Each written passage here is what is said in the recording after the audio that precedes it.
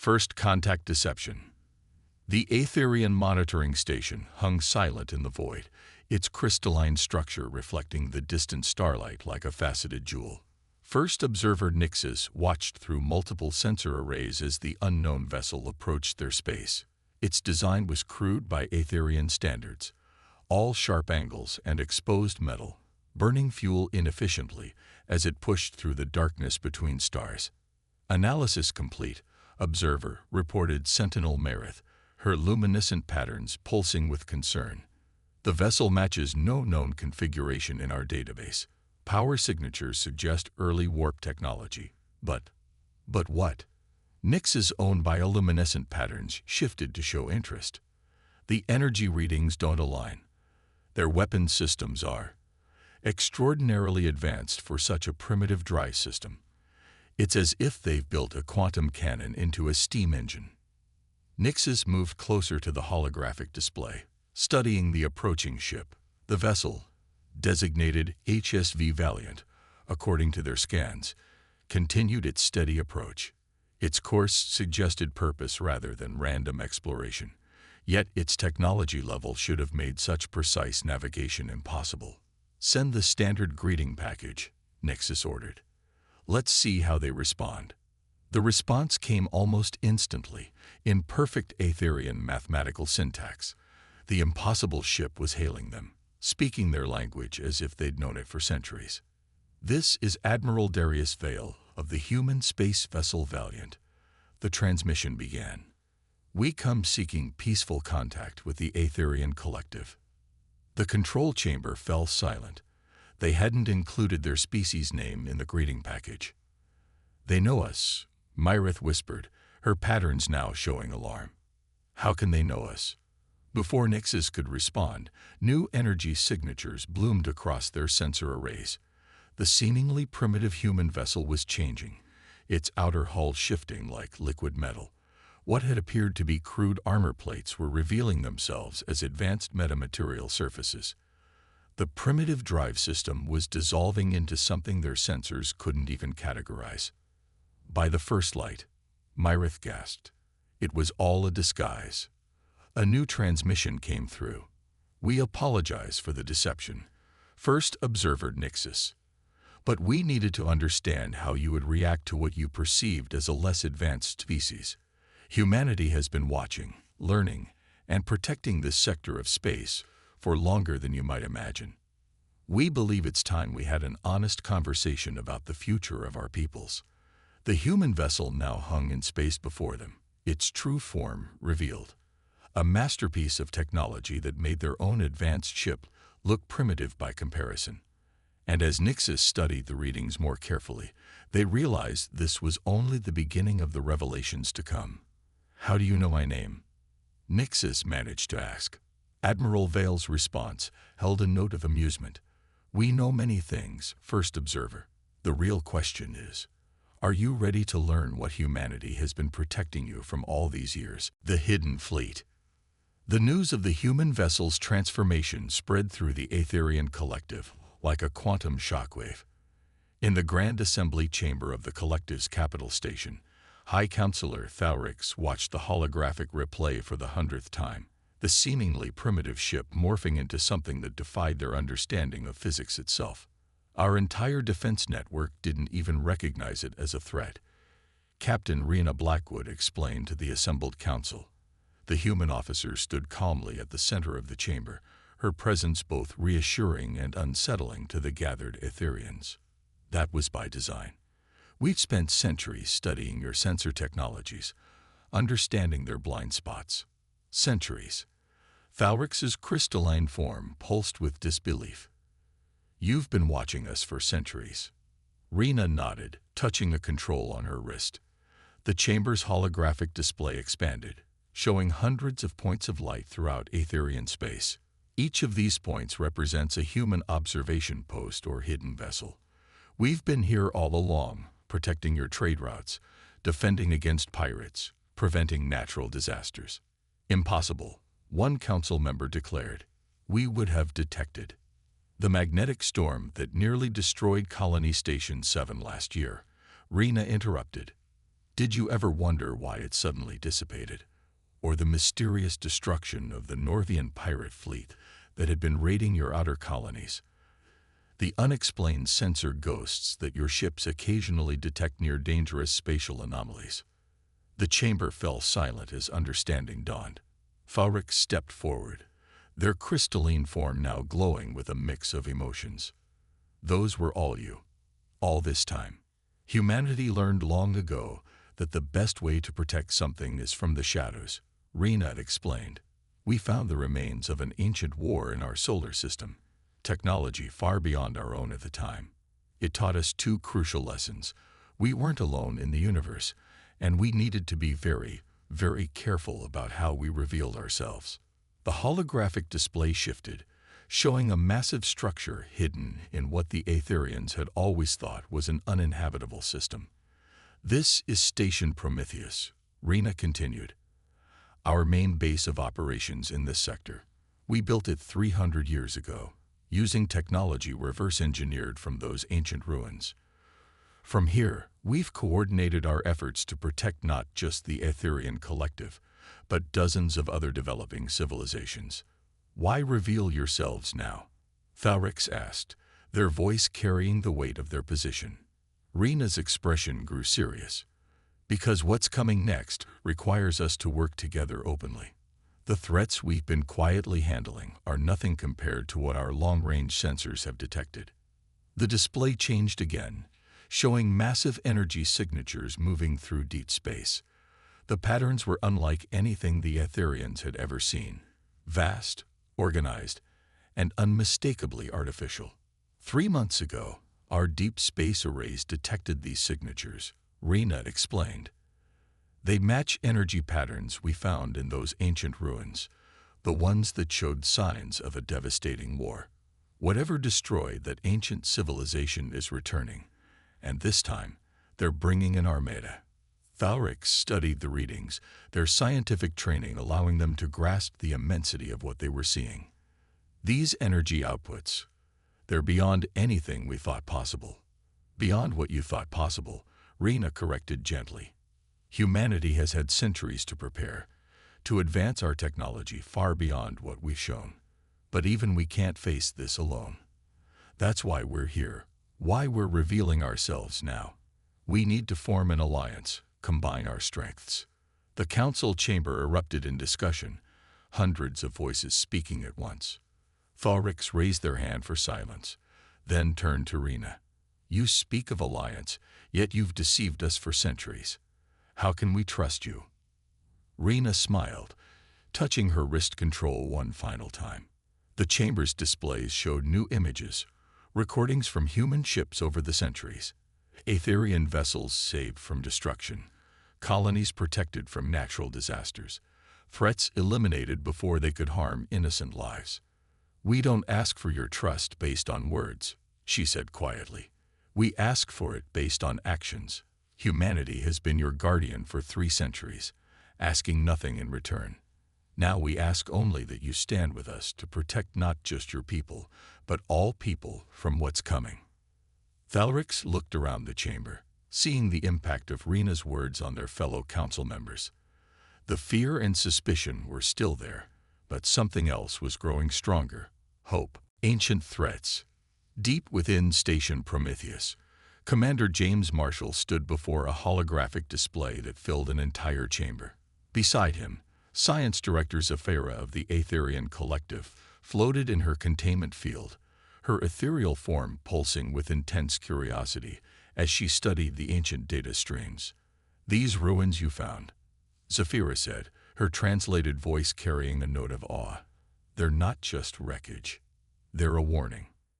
James nodded, manipulating the display to zoom in on a particular section of decoded symbols.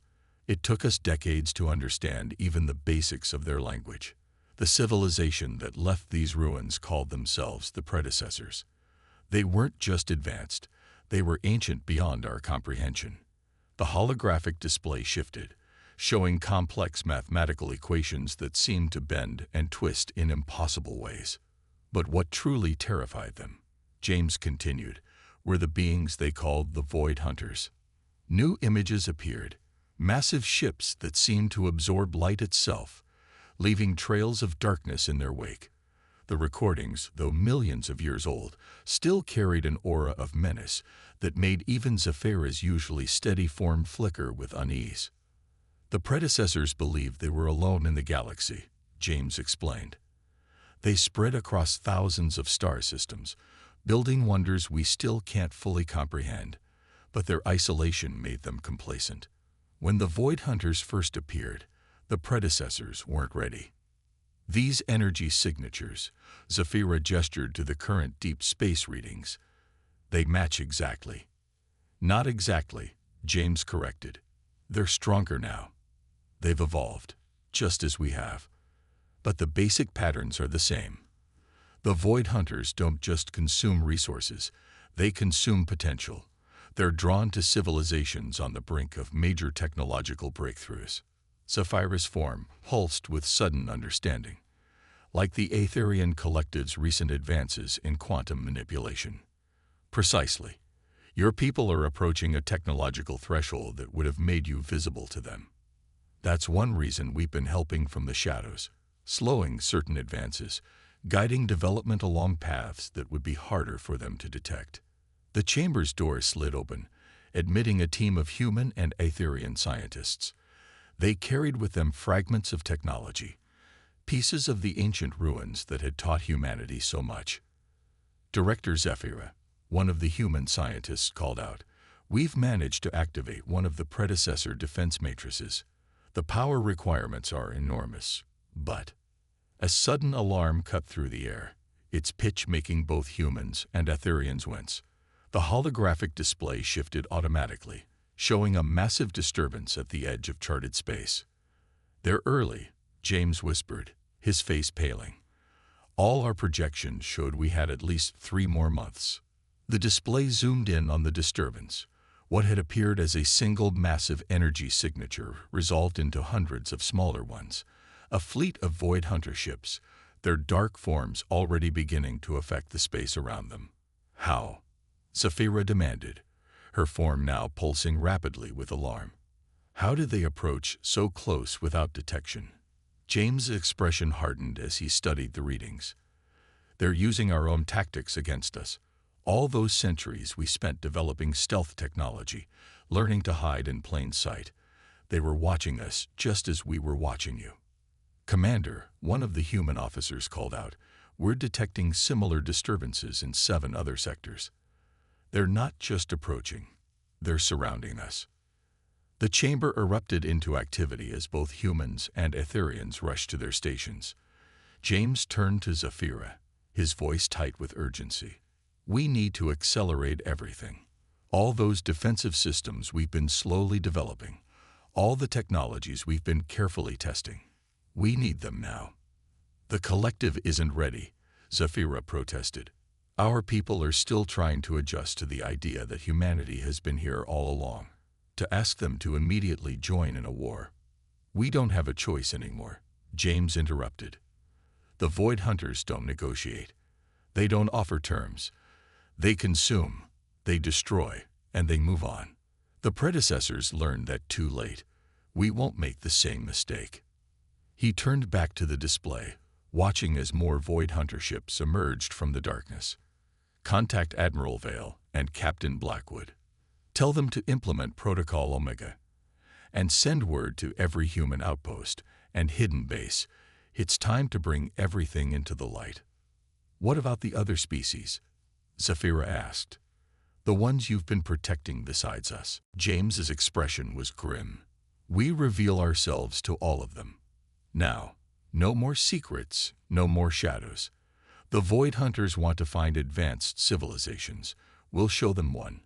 Every spacefaring race in this sector of the galaxy, united and ready for them." As if in response to his words, new alerts began flooding in. The Void Hunters were accelerating their approach, their ships moving with purpose and coordination that suggested centuries of planning. They knew, James realized, horror dawning on his face. They've known about us all along. Every time we hid another species from them, every time we deflected their scouts, we weren't just protecting others. We were showing them exactly what they wanted to see, a civilization advanced enough to be worth hunting. Sapphira's form stabilized, taking on the deep blue color of determination in her species. Then we show them why that was a mistake. Humanity has protected us for centuries. Now it's time we protected each other. Alliance forged. Ambassador Helena Ross stood before the assembled representatives of 27 spacefaring civilizations in the hastily convened Emergency Galactic Council. The massive chamber, carved into an asteroid at the heart of neutral space, hummed with tension and fear. Each species had received the same shocking revelation within the last 48 hours, the truth about humanity's hidden presence and the approaching threat. "We understand your anger," Helena began, her voice steady despite the hostile glares from many. Caldrix floated forward, his crystalline form pulsing with decision patterns. "The Judicial Conclave votes to join this alliance. We have verified humanity's records. For centuries, they have acted as guardians, preventing conflicts, saving lives, asking nothing in return. Now they ask for our help. We will give it." One by one, other delegates stepped forward. The Silicon Consciousness pledged their vast computational networks. The Krylonians, despite their initial hostility, offered their advanced shield technologies. The Aetherian Collective promised their energy manipulation expertise. As the pledges continued, Helena activated her neural link to station Prometheus. "Commander Marshall, the Alliance is forming. Begin implementing the integration protocols." "Already underway," James's voice replied in her mind. "But Helena, we've detected something else. The Void Hunters, they're not just attacking. They're changing space itself as they advance. Whatever they've evolved into since they fought the predecessors, it's beyond anything we prepared for." Helena watched as more species pledged their support, each bringing unique technologies and capabilities to the Alliance. "Then we'll have to evolve too, James. All of us together." The chamber's hologram shifted one final time, showing the combined fleet formations taking shape. Human stealth ships decloaking alongside Krylonian dreadnoughts. Aetherian energy vessels linking with Silicon Consciousness command ships. Centuries of separate development and advancement coming together in hours. "The real question," Caldrix said quietly to Helena, "is whether it will be enough." Helena watched the preparations unfold, hope warring with fear in her heart. "It has to be. Because if we fall, there won't be anyone left to protect this galaxy. Not this time. Battle for tomorrow."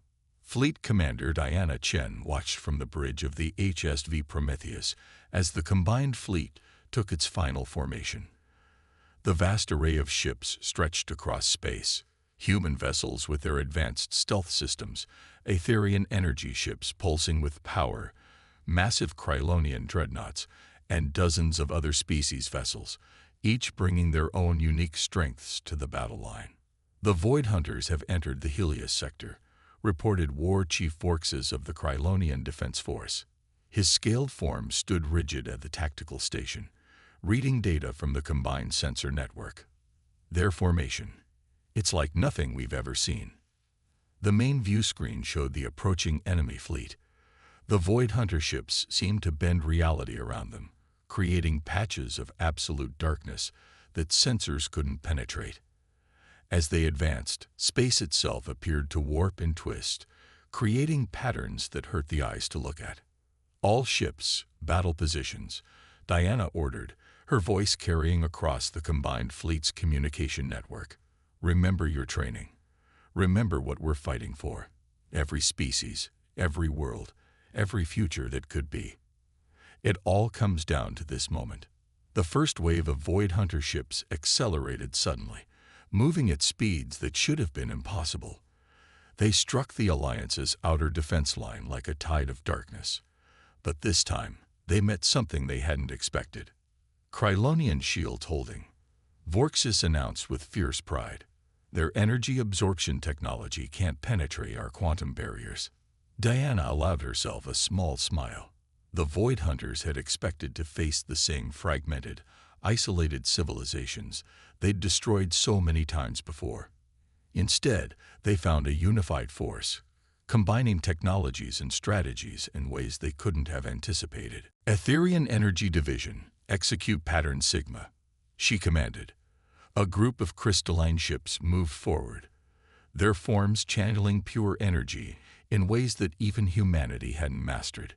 The energy beams struck the patches of void created by the enemy ships, not trying to penetrate them, but instead containing them, limiting their spread.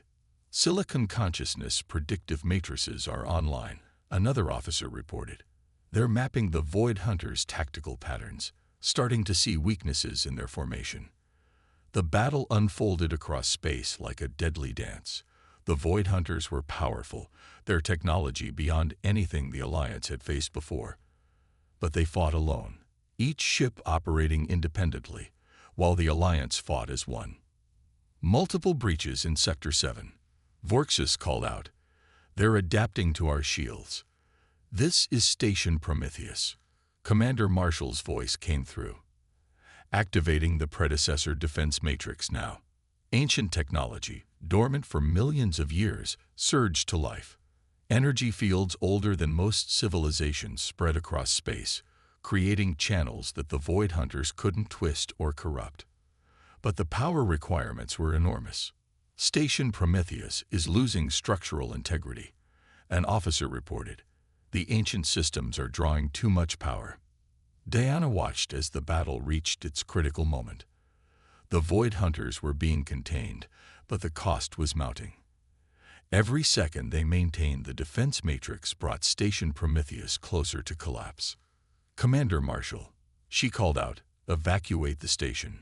Negative, Commander, James replied calmly. If we power down now, the matrix fails. Everything we've built, everything we've united to protect. It all ends. We knew the cost when we started this. Diana gripped her command chair as another wave of Void Hunter ships struck their lines. There has to be another way. There is. The voice came from Science Director Zafira, her ethereal form appearing on the bridge through a holographic projection. The Aetherians have been studying the predecessor technology. We can't power it indefinitely, but we can overload it, create a cascade effect that would trap the Void Hunters in their own twisted space. The station wouldn't survive, James added. Neither would anything within 10 light minutes. Diana looked at her tactical display. The Alliance fleet could retreat in time, but Station Prometheus, humanity's first and greatest hidden base in this sector, would be lost, along with everyone who remained aboard to trigger the overload. I'm staying to initiate the sequence, James said before she could object. The station's AI can handle the evacuation of remaining personnel. You'll die, Diana whispered. Some of us will, James agreed. But humanity's role was never to rule this galaxy. It was to protect it. Sometimes that means making the hard choices. The next few minutes were a blur of activity. As Station Prometheus began its evacuation, the combined fleet executed a fighting retreat, drawing the Void Hunters into perfect position.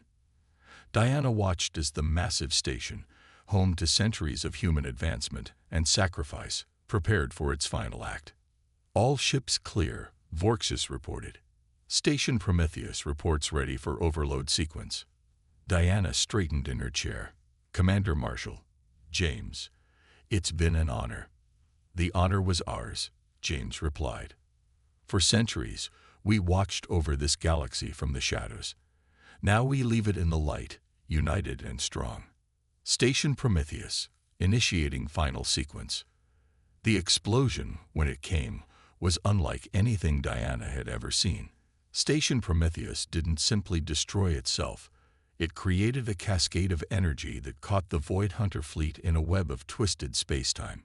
Their own reality warping technology turned against them, trapping them in a prison of their own making. As the light faded and sensors came back online, the Alliance fleet moved forward carefully. Where the Void Hunters had been, there was now only empty space. Clean, untainted, free of their corruption. No signs of Void Hunter activity, Vorxus reported, his voice quiet with awe. The trap worked. They're gone. Diana stood at her command station, looking out at the combined fleet, dozens of species that had never truly worked together before this day. "Send word to all ships," she ordered. "The battle is won, but our real work is just beginning." In the days that followed, the alliance didn't dissolve as some had expected. Instead, it grew stronger. Species that had been suspicious of each other for millennia found common ground. Technologies were shared, cultures exchanged, new friendships forged in the crucible of battle. Humanity's role changed too. No longer hidden guardians, they became partners in a new galactic community. Their centuries of watching and protecting gave them unique insights into each species' strengths and needs. And in the center of what would become the new alliance space, a memorial was built, a crystal spire that caught the light of distant stars, bearing a simple inscription in every known language. To those who watched from shadows, so others might live in light. To unity forged in darkness, bringing dawn to all. Remember Station Prometheus.